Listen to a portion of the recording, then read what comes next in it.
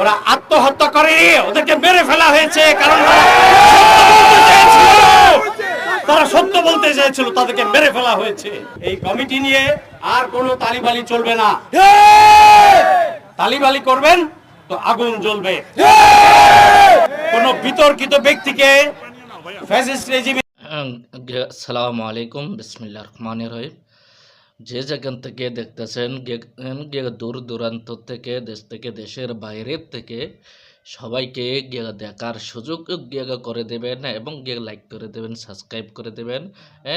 সবার প্রতি আন্তরিকতা, শুভেচ্ছা এবং পিলখানার বিডিআর হত্যা মামলাটা যেটা হয়েছিল 2009 সালে এবং এই 2024 থেকে এবং 2025 সাল পর্যন্ত এটা নিয়ে একটা গুরপাক খাচ্ছে এবং নতুন স্বাধীন বাংলাদেশে এসে বিডিআর হত্যা মামলার বিচার চাচ্ছে এবং কিছু আওয়ামী লীগের দোসররা বলতেছে এটা কেন হত্যা না, এটা বিডিআররা নাকি তারা নিজেরা আর জীবন দিয়েছে, মারা গেছে। হ্যাঁ, শাক দিয়া যদি মাছ ডাকা যায় তো তাহলে তো দুনিয়া কিতা বাচ্চা চল নইলে এবং এই 2009 সালে যে বিডিআর হত্যা মামলারা এবং প্রধানমন্ত্রী শেখ হাসিনা সেনাবাহিনীদেরকে ইনভেট করে নেওয়া হচ্ছে। হ্যাঁ, দাওয়াত দিয়ে সেনাবাহিনীকে নিয়ে এবং তার পোশাক পুলিশ বাহিনী দিয়ে গুলি করে মারা হচ্ছে সেনাবাহিনীদেরকে। এবং আমি বলতে চাই ডক্টর ইউনূস স্যারকে, এই বিডিআর হত্যা মামলার বিচার যদি আপনি না করেন, জনগণ কিন্তু সেকেন্ডের মাধ্যমে আপনাকে নামায় ফেলবে গদি থেকে। দেখুন এই বিষয় নিয়ে কি বলতেছে। ওরা আত্মহত্যা করেনি, ওদেরকে মেরে ফেলা হয়েছে, কারণ তারা সত্য বলতে চেয়েছিল, তাদেরকে মেরে ফেলা হয়েছে। এই কমিটি নিয়ে আর কোনো তালিবালি চলবে না।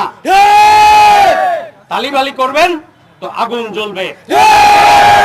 কোন বিতর্কিত ব্যক্তিকে, ফ্যাসিস্ট রেজিমের কোন ব্যক্তিকে এই তদন্ত কমিটিতে যাবে না। যে আমাদের একটা বিডিআর, ওদের 10টা বিএসএফ আপনার ফালতু বিজনেস সব ক্যান্সেল করেন, অনতিবিলম্বে ওদের মুক্তি চাই। স্বরাষ্ট্র উপদেষ্টা জেনারেল জাহাঙ্গীর সাহেবকে বলছি সম্মানের সাথে যে স্যার, আমি আপনার অধীনেই এএফডিতে চাকরি করেছি, আপনি জানেন আমি নাছোড়বান্দা, খুব জানেন আমি নিয়ম নীতির কোনো ব্যত্যয় ঘটাই না। তা আপনি আমার কাজের মধ্যে থেকেই দেখেছেন। আমি মাঠে আছি 15 বছর যাবৎ, নিজে রক্ত দিয়েছি ছাত্র আন্দোলনে, আমার মাথায় 13টা সেলাই আছে। আমি নাছোড়বান্দা। আমি চাই এই বিডিআর হত্যার কমিশন অতি দ্রুত গঠন করা হোক। এখানে আমার অন্যান্য বক্তারা অনেক কিছুই বলে গেছেন, আমি বক্তব্য লম্বা করব না। এই কমিটি নিয়ে আর কোনো তালিবালি চলবে না। তালিবালি করবেন তো আগুন জ্বলবে। আমি রক্ত একবার দিয়েছি, আরেকবার না হয় মরবো আমি, তাই তো? কিন্তু এই কমিটি গঠন করতে হবে, এর বিচার হতে হবে। ভারত বাংলাদেশ তখনই দখল করে, সার্বভৌমত্ব তখনই হরণ হয় এই বিডিআর হত্যাকাণ্ডের মাধ্যমে, যেটাকে বিডিআর বিদ্রোহ বলে চালানো হয়েছে। দুইটা কমিটি, ন্যাশনাল কমিটিগুলো কি করেছে সেটা আমি জানি, কারণ আমি তখন সার্ভিসে ছিলাম। আমি জানি কে কি করেছে, আলামত কে নষ্ট করেছে। আব্দুল কাহার আকন সে কোথায়, তাকে ধরে নিয়ে আসেন, সে তো পালিয়ে গেছে। সে 5ই আগস্টের পরে সে কিভাবে পালায়, আরো অনেকে পালিয়ে গিয়েছে। সকল অপরাধীকে ধরে আনতে হবে, নিরপেক্ষ তদন্ত কমিটি গঠন করতে হবে। কোন বিতর্কিত ব্যক্তিকে, ফ্যাসিস্ট রেজিমের কোন ব্যক্তিকে এই তদন্ত কমিটিতে যাবে না। আমি আবারও বলছি আপনাকে, কোনো তালি বালি চলবে না। আমি মাঠে আবারও নেমে গেছি, আমি আছি 15 বছর যাবতই আমি মাঠে আছি। অনেক দৌড়ের উপর রেখেছেন আমাকে, অনেক অত্যাচার অনাচার করেছেন, অনেক অফিসারদেরকে জীবন নষ্ট করেছেন, অনেক পরিবার ধ্বংস করেছেন। কাউকে ক্ষমা দেওয়া হবে না। আপনি বলবেন আমি থ্রেট দিচ্ছি, ইয়েস আমি দিচ্ছি।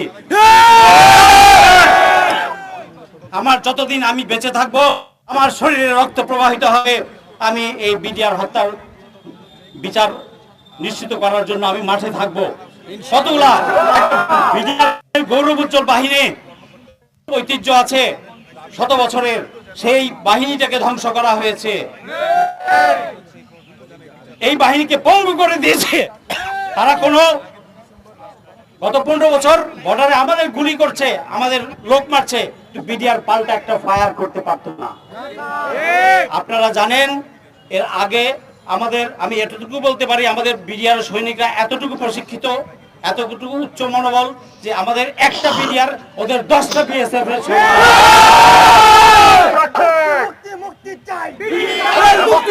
বিডিআরকে আবার পুনরায় বিডিআর বাহিনী হিসেবে হবে। নিরপরাধ অনেক বিডিআর সৈনিকরা জেলে আছে, শাস্তি যাদের শেষ হয়েছে এবং নিরপরাধরা সকলের আমি মুক্তি চাই। আর কোন নতুন মামলায়, ফলস মামলায়, এক্সপ্লোসিভ মামলায় ওই ফালতু বিজনেস রাখেন, আপনার ফালতু বিজনেস সব ক্যান্সেল করেন। অনতিবিলম্বে ওদের মুক্তি চাই। যে সমস্ত